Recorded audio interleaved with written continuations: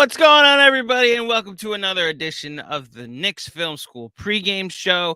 The New York Knicks take on the, I got to do this in the right order. My apologies, Mensa. My name is Andrew. His name is Mensa. We are here to preview the Knicks' upcoming matchup against the San Antonio Spurs. The Knicks come in tied for sixth place in the Eastern Conference, along with Indiana and Miami, who are all 18 and 17. The Spurs come in not tied for sixth in their respective conference. They are in a much different race, and we will preview that in just a little bit. Mensa, I guess we should start with the news that just broke right before we went live, that Jalen Brunson is out tonight. He gave it a go. It was a game-time decision. Hip injuries are tricky. I'm curious how long this is going to linger before the front office either makes a move or forces this coach's hand with the two guys that haven't been playing for the last month and change. I also wonder if the coach just decides to swallow his pride a bit and see if these two guys that haven't played for the last month can give it a go in some kind of supporting role. Having said this, Mensa, the Knicks made history 2 nights ago, and the only way to really move on is to play another game. So it feels like this will be the final conversation for now, unless something goes horrifically wrong tonight about the Dallas game. I mean, you haven't been on here since that game. I'll let you give your 2 cents, your thoughts, your fallout feelings, your in the moment reaction, if you'd like, to the Knicks. Let's just call it their collapse against the Mavericks on Tuesday night.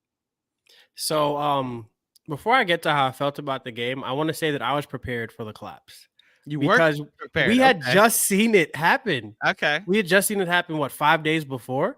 And we had them blow a 9-point lead with 30 seconds left. What I'll say is there was foreshadowing because they were missing free throws. And once they started missing free throws, I was like, we're going to lose this game. Wow. Because you do not give number 77 in a Dallas Mavericks uniform a chance. You don't do that. You close the door, you nail it shut, and then you burn the door down. You do not let him back in the building. They let him back in the building, and he literally made history against us. And it was hard. It was hard to watch in the moment, but I don't know. I can't say that 2 days later, I'm cool with what happened, bro. The reason why I'm cool is because that's what happens when you have a young team that is all playing 40 minutes a night. I think John on the post game was talking about how it was mental mistakes they make. Well, I mean, I think it's scientifically proven that when you're tired, you don't make the best decisions, So I'm not going to blame the coach because the coach had no choice but to play the guys that he had because he had just lost Jalen Brunson for the game. He was not playing. And then RJ Barrett goes down, who was slated. He was definitely going to play 43 minutes, definitely. And then so you lose 43 minutes out of your rotation. So you have to play your guys. They were young. I don't blame anybody for the collapse. I think that it's a young team learning how to win. And sometimes, especially when you're in a Knicks jersey, things happen. We have the Wilt 100-point game. We have the Luka 60 and 20-point game, which hadn't happened since Wilt Chamberlain. Yeah. 60-20-10 game. Yeah, I think that's the first one ever, actually. Yeah, first one ever. Yeah. I mean, it kind of comes with the territory of being a Knicks fan, which is the unfortunate and unspoken truth about us is that people go off against the Knicks for whatever reason. But to be honest, how I felt about the game, again, I enjoyed the living hell out of the first 47 minutes of that game. And I'll always have the first 47 minutes of that game. I got to watch Quentin Grimes show out. I got to watch Julius Randle show out. We all thought Quickly was a bucket. Turns out Quickly's a dime. It's just, we had such a good time watching that game. The ending was terrible. That Knicks game to me was like Game of Thrones. The first couple seasons were awesome.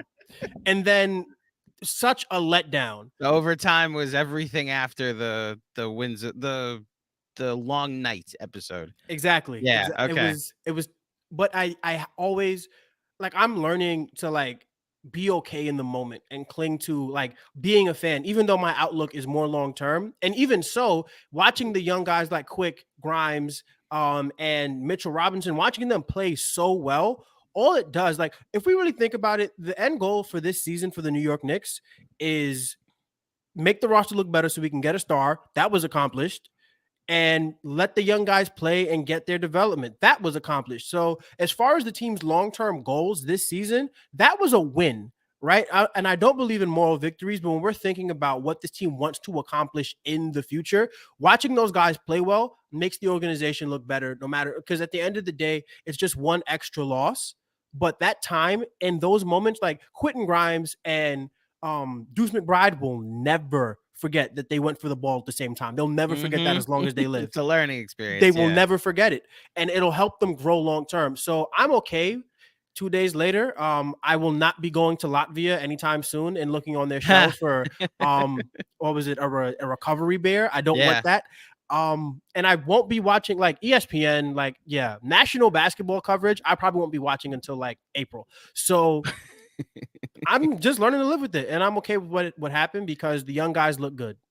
Well, so it's funny. Like the national reaction to this was very little LOL Knicks for the collapse, and I wouldn't know. I have not seen anything. Well, so I'll enlighten you a bit. Like it's very much holy shit. Luka went for 60, 21, and 10. Like it's way more. He accomplished something than the Knicks blew something. So if anything, we've gotten a pass on this. And look, in a vacuum, you're right. And it's had me for the first time this season even more frustrated about, like, I don't think I'll ever get over how frustrating last season was. Like all of these lessons that they're learning right now probably could have gotten out of the way last season in a meaningless year when they were going nowhere and we're playing Alec Burks and Taj Gibson trying to find a starting lineup that competes. And why do you hate Alec Burks? I mean, look, 30 point man. We might be doing a cap or no cap soon to figure out if a second round pick could get Alec Burks, as far as I'm concerned. I went in the trade machine and made that happen last night. And it turns out that Alec Burks can't be traded to the New York Knicks until after the season because of a recently traded rule. You can't. That's right. You can't trade him for a full season. Because I was like, what would it take to get Alec Burks and Bojan Bogdanovic on the New York Knicks? Jeremy would kill me for not remembering that rule, that we can't trade. I didn't remember it either. Yeah, I had to put it in the trade machine, and the trade machine told me no. Well, thank you, trade machine, and thank you, Jeremy, and thank you, Mensa, for reminding me of that rule. What I will say is that while it's good lessons, and in a vacuum, like you really have to take the first 47 minutes and 30 seconds and be appreciative of that large a sample size of a Knicks team that showed a lot of grit and a lot of heart. They were shorthanded and playing a ton of minutes, like you said, an unreal amount of minutes. And look, yes, scientifically it's proven that you're less sharp and aware as the more tired as you get. I'll agree with you there. I don't know if we can scientifically prove that an extra 30 seconds is what they maxed out with 30 seconds to go, because right before that, like Julius Randle made 2 layups and got to the rim in the final minute and 40. Like there was big rebounds, big rotations down the stretch. They were trading baskets with the Mavericks. Deuce had just hit 2 clutch free throws to put him up 112 to 103. Like the missed free throws were Mitch, which is why I was like, all right, I'm with you that this team is not good enough for me to be like, oh, this is over. Let me kick back and relax until again, going back to conversations from the pregame show group chat, like XJ is like, I'm now not waiting. I'm waiting until the clock says 0-0. And I'm in the camp of, even then after it's 0-0, I'm waiting for the league to announce that the game is officially over. Like that's what I'm going to officially wait for with these games. Can I say, like, this week has been very weird, because if anybody follows me on Twitter, you'll know that my like hammer play of the day was a parlay. I had the Nets winning and I had the Bucks winning. The Bucks were up 9 points with like a buck, like a minute and 20 seconds left, and they lost in overtime, and they had the better player. So it's just been, that gave me a little bit of solace. A night after the Knicks blew a lead, Giannis blew a lead too, and again on the road in Chicago. So it's just been a weird week. I don't know. Well, so just to give you an insight to some Bucks fans, just cause shout out to the Gyro Step podcast over on the Blue Wire Podcast Network. The Bucks are 13-12. They were looking at last night's 13-12 in their last 25 games. Started the season 9-0, and they're basically a 500 team since. They're starting to sound some alarms over there. I think what I'm taking from this game is I'm trying at least to take the first 47 minutes and 30 seconds, appreciate the lessons that were learned by the players, and I'll just say it, by the head coach, that hopefully this never happens again.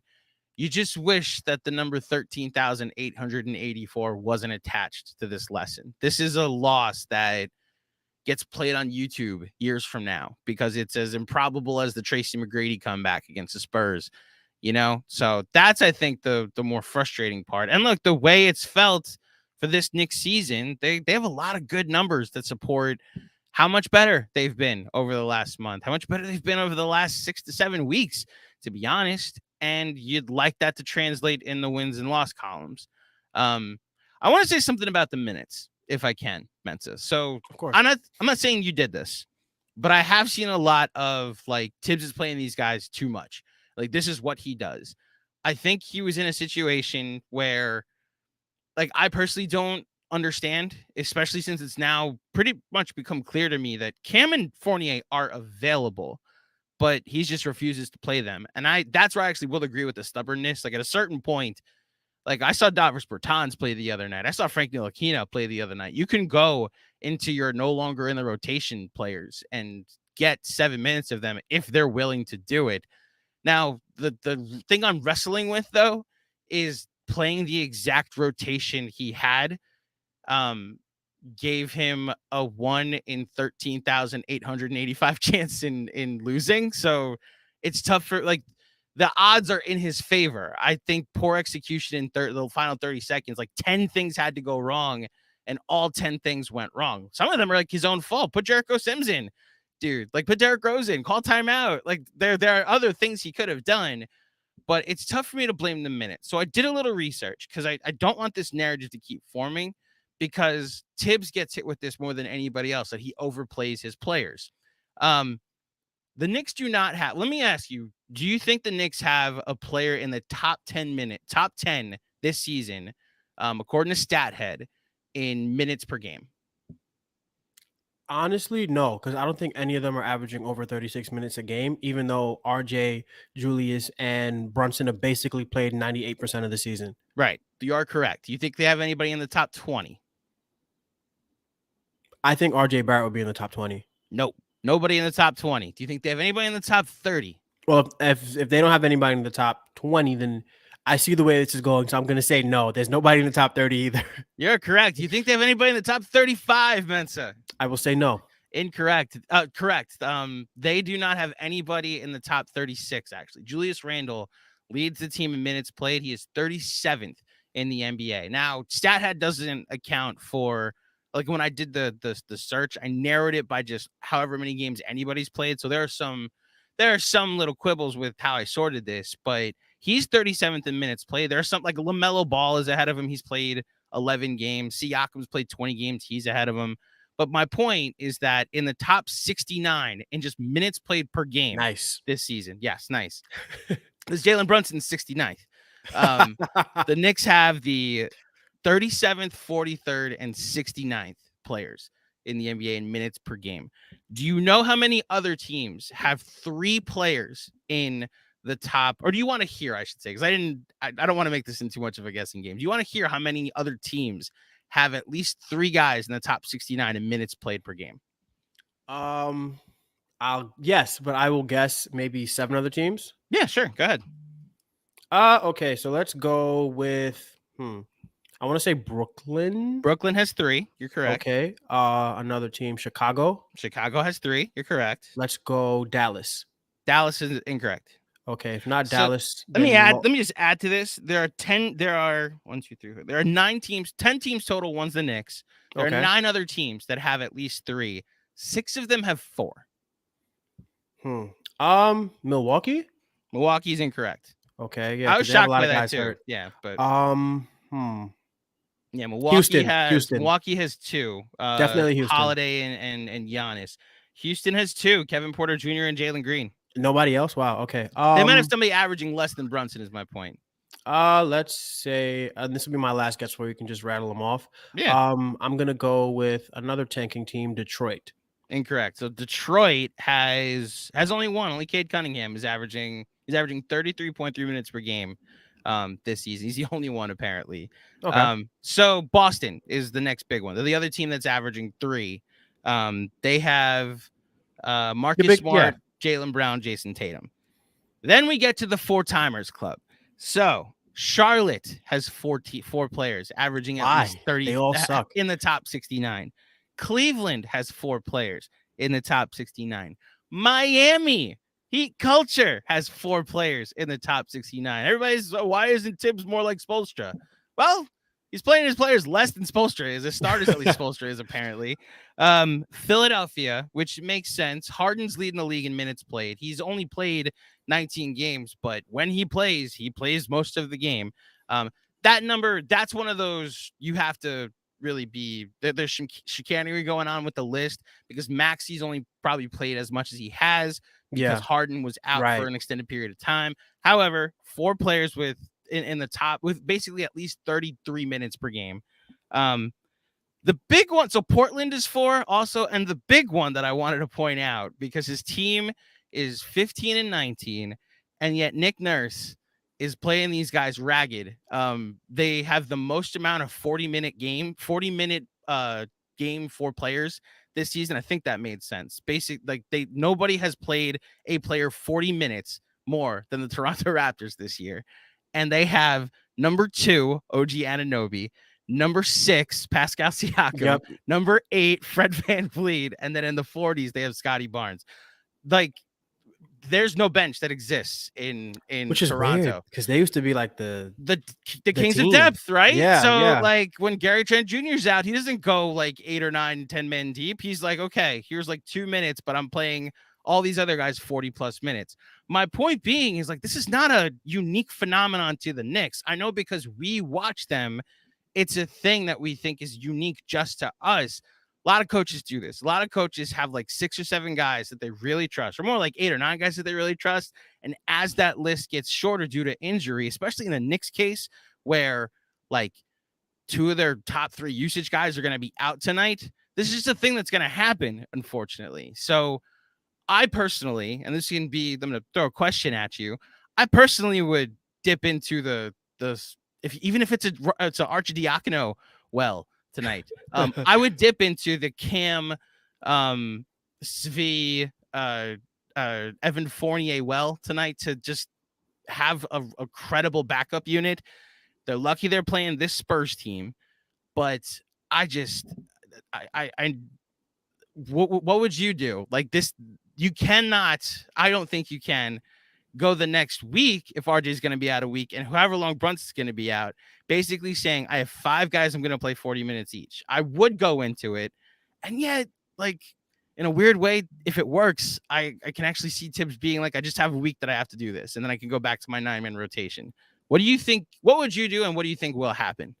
I think I would play Cam Reddish. You kind of have to. You know, he's the switchable wing that fell out of the rotation because there were better players than him and RJ Barrett and Jalen Brunson soaking up a bunch of time. Well, those guys are not available right now. And you do have a responsibility, like as a human being, to just make sure that the other guys around you aren't being worked, to the bone. And look, Quick and Julius and Deuce and Quentin Grimes, I'm pretty sure all of those guys want to play the entire game because they're NBA basketball players. And in order to be that good at basketball, something about you has to be a little sociopathic. But you don't do that. You have Cam Reddish on the bench. You have Evan Fournier on the bench. Look, and if you just got to give these guys 8-9 minutes a game, it's worth it because you're helping them build their trade value and what is not a unique opportunity, but as far as seasons go, like this is the opportunity to do it because it's the middle of the season. You don't want your guys to run out of gas in March and April. So while RJ Barrett is out and while Julius Randle is out, You need guys who can make a bucket. And I'm sorry, but you cannot run out the bench that we like. When you have Jalen Brunson and RJ Barrett, you can spell one of them and one of them can run with the twos. Now that Quickly's in the starting unit, your bench cannot be Deuce McBride, Jericho Sims, Isaiah Hartenstein, because nobody's creating offense. At least Evan Fournier can like step to the side and shoot a three. At least Cam Reddish can attack a closeout. Like these are guys who can, in some modicum or form, can attack a defense and like create their own offense. So I would prefer, that's what I would like to see, is one of those two guys play. What I think will happen, I think we're gonna get more of the same. I don't think Tom Thibodeau has like, I want to like, it's like he blocked them on Twitter almost, where it's like they don't even exist. I think we're getting so finish. Go ahead. So Cam Reddish. Yeah. So I don't think that Cam Reddish and Evan Fournier will see much time. And if they do, it will be maybe like, if it's like the 4th and 5 nights, or like on this Texas triangle, we might see them in Houston. I don't think we see them tonight, and especially after we've lost 3 in a row. I don't think he's going to go to those guys to get them out of the losing streak. So I expect to see the same like 7 or 8 man rotation that we've been seeing. I think we're getting 8 tonight. I think if we see Svi or if we see Arcidiacono, it'll be because they have blown out one of the worst teams in the NBA. I think we're getting Derek. Now, here's the funny part. If you stagger correctly, you actually can get away with it. The 8-man rotation quickly is basically your starting and your starting point guard and your backup 2 guard. You play him next to Derrick Rose for 3 minutes. Like he sits for 3 minutes in each half. That gets him to 42 minutes. And look, like, just to go back to the Dallas game real quick, like Dallas had 4 players play over 40 minutes also. Like everybody was playing man down. Everybody points to like JaVale McGee's 3 minutes and Kemba Walker's 5 minutes and Frank's 7 minutes. And yes, that was like giving them a breather, and it almost cost them the game potentially because, well, I guess it didn't because all the plus minuses are the way that they are. But like their bench minutes were just breathers, and the Knicks were up 9 without said bench minute breathers. I don't know. I'm back and forth because I actually thought the tight rotation they went to worked, and it took a historic thing to happen in order for them to lose. I don't even have energy to argue what happened in overtime. I didn't think overtime should have happened. I don't remember a single thing that happened. I know some free throws were missed, and I know like Luka got to 60 points. That's all I remember that happened in overtime. I look at what happened in the final period of that game the way I think so I used the example of the tuck rule the other night, so I don't even think I used it on the pod. So have you watched the 30 for 30 on the tuck rule? I have not. Okay. I don't watch anything. You don't watch successfully. Oh, Boston. That is fair. So like all of the Raiders that sat down for that documentary, they like the game stopped for them after what they thought was the game-winning fumble that sent them to Pittsburgh for the championship game. And when it was ruled that it's an incomplete pass, they weren't able to turn it back on after that. And so if I'm the Knicks, like mentally, it's not a good thing, but it's a human thing. The game was over. And so overtime, it's like, why are we here? Like, why is this happening? I think like that happens to a lot of athletes where it's like, I don't know how we turn it back on. Like Miami Hurricane players talk about that with the flag that was thrown in 01 against Ohio State. Like we had just won the title. We had started celebrating, and suddenly like there's a pass interference and we're back on the field. And the entire rest of the game, we're wondering why we're even still here. So this is a much smaller scale with the Knicks, but I have no energy to argue about what happened in overtime. I don't remember a single thing that happened in overtime. I think we're getting at least 4 players with 40 minutes tonight, and I think we're getting 8 guys, which I don't know. Does it give you any less confidence in tonight's game as we pivot into talking about the Spurs? Not at all. The Spurs have one mission. It is not to win basketball games. That's a good transition because here are the Spurs. Yikes. I got nothing. They're 11-23. I will say they're 2-3 in their last 5, and they do have some like somewhat impressive wins. They beat Miami. They beat Miami. They beat Cleveland. Like, they beat Utah, although Utah's kind of trending the other direction lately. I have the banner blocking it, but Devin Vassell, who's our second best player, is out tonight. Keldon Johnson's having a good season, even though he's not crazy efficient, averaging 20 points a game, though. Their defense, my Lord, they are last in field goal percentage against, last in 3-point percentage against, last in points per game against them. You can get whatever buckets you want. You can make whatever passes you want. You could probably get as much steals as you want. The Knicks should, with their C squad, be able to win tonight. I say all of this, and I'll say it flatly. This is the most must-win game that the team has had this season. Do you disagree? I can't disagree with that. Losers of 3 games straight, 2 heartbreakers, and then 1 on Christmas. You have a team that does not want to win basketball games. Mm-hmm. That's not what they're interested in as an organization this year. They're down their second best players, and I like a couple players on the Spurs. I think Sohan has a really good future. I like Keldon Johnson. I like Trey Jones. Zach Collins is playing pretty well. Jake Puddle, as they say on I'm sorry, on Game of Zones, they have him. Like, I like a lot of the players. They're not winners. They don't want to win basketball games. So we have to take advantage as an organization. We have to go out there and let quick be quick. They have nobody that can stay in front of Julius Randle the way he's been playing on offense. There's no chance that this game is anything but a must win because of the opponent you're playing and the circumstances going into the game, which is like, just win the game. There's nothing else to it. Win the basketball game. Nobody will think anything of it. I fully agree. But if you lose, then that's why it's must win. They lose to this game, to this team. The riots are back on. We're back to fire everybody because you're losing to the Spurs, who are not trying to win games. I don't care who's missing. At that point, it's showing like something broken again, which is why, like, look, Derrick Rose is going to play today, right? Derrick Rose should be able to get 10 points against the Spurs team. Like, easily.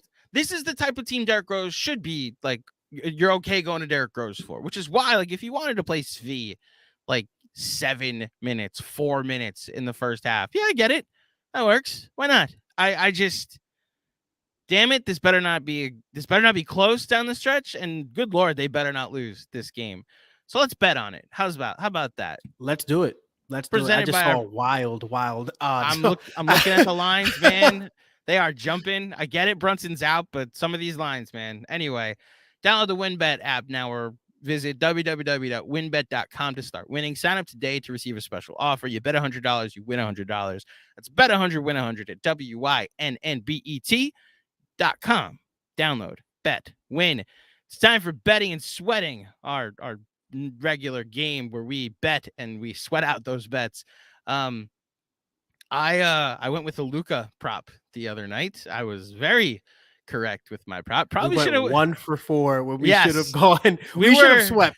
But we were close to going 4 for 4 or 3 for 4 because you took RJ. Yeah, but he got injured, so I'm giving myself a void. So you don't count. Gotcha. We would have been 3 for 4 had the Knicks pulled off the W. Unfortunately, they did not. So I am going. Well, so let's read the lines real quick. So the Knicks are now -4. They were 4.5. They are favorites to win this game at -185. It's a 222 over-under line for the game. I also, like, earlier today, before the Brunson injury was reported, maybe an hour or so before we started, this was a 6-point line. I guess they were waiting to hear if he was going to play or not. When you go to some player combos, Randall points, rebounds, and assists is what I'm just going to go to first. These are the lines for 45 plus points, rebounds, and assists. That's -179. For 50 plus, it's 130. That might be where I'm going tonight. If you want to go Mitch points and rebounds, for 25, which he had over that in the last game, he was 20 and 17. The beast Mitchell Robinson, it's +130. Quentin Grimes points and rebounds. The lines are locked right now at 25 after a career high 33 points. is plus 240, and 30 plus, again, points and rebounds, is plus 675. And then quickly is the other big one. Points and rebounds. Points and rebounds isn't the one, but it's 30 plus at plus 280. Points and assists for quickly after a career high and season high 16 assists, I believe, Mensa. 30 plus, well, 25 plus is minus 145, and 30 plus is plus 200. So it's 2-1 on that sense. I don't know if you're feeling froggy about quickly having a better shooting night than 5 for 21 and 110 from 3. Plus 525 is the line you go with. And some 3-point lines, Mitch, real quick. So Randall had 5 threes the last game. 4 plus is plus 165. Quentin Grimes had 7 threes the last game at 4 plus is plus 200. I want to feel more confident about this game than I think I am right now. The Knicks should win this game regardless of the 2 players that are out tonight. I guess 3 players if you include Obi Toppin. Mensa, where are you going with your line tonight? The line that I settled on is, let's go with player combos. I like 25 points, rebounds, and assists for Quentin Grimes. Mm-hmm. He broke that in points alone against a better defense. And we know, so really quickly, gambling, as far as like gambling props, it's not about any efficiency or anything like that. It's about volume. Mm-hmm. Right? They don't care if you go 5 for 21, if you scored 30 points. You hit the line, you hit the line. Quentin Grimes is going to play his entire life tonight. He will not. We're going to be a commercial break. He's going to be on the floor. So I love the chance for him to, and especially because he's getting more and more comfortable. And with RJ Barrett out, he has more of a leash. I think that 25, I think he gets that by the half, to be honest. So at plus 130, I love it. So that's my line. So it's locked, but I'm giving it to you anyway. So plus 130, Quentin Grimes, 25 plus points, rebounds, and assists is what you're going with tonight. Sean is going Knicks first quarter spread of 1.5. And then there's XJ, who texted us earlier tonight, wants to go with the Knicks alternate line tonight, that the Knicks will win by at least 3 to 6 points. It's plus 330. The first quarter, I think. Yeah, first quarter. Yeah, I'm in the first quarter winning margin. This is nuts. But it's also, if this is the team. This is the team. I need to know like the lottery in 3 weeks or something, because that is high level predicting right there. So I think Quentin Grimes is going to be allowed to take 15 threes tonight. In the first half? Yeah, right. Like the Spurs defense is so bad. Like it's so very bad. Like I put up the stats earlier. They're not bottom 5. They're last in like every defensive category. So the Knicks gets the volume. Right. So it's a great play. 16 threes attempted. I'm thinking of going with either Quentin Grimes or Julie. Oh, all right. You know what? Against a team like this, I think I'm able to do it. Your boy's going parlay style tonight. Let's do it. Okay, so I'm going to see what the line is tonight. So for 3 and 3 on the parlay, it's plus 206. I love it. Now, if they both hit 4, plus 695. The parlay I wanted, like this, the volume is there for that play, especially against this defense. The parlay that I wanted to run, but it was not available. I wanted to run 8 quickly assists and 3 Grimes threes.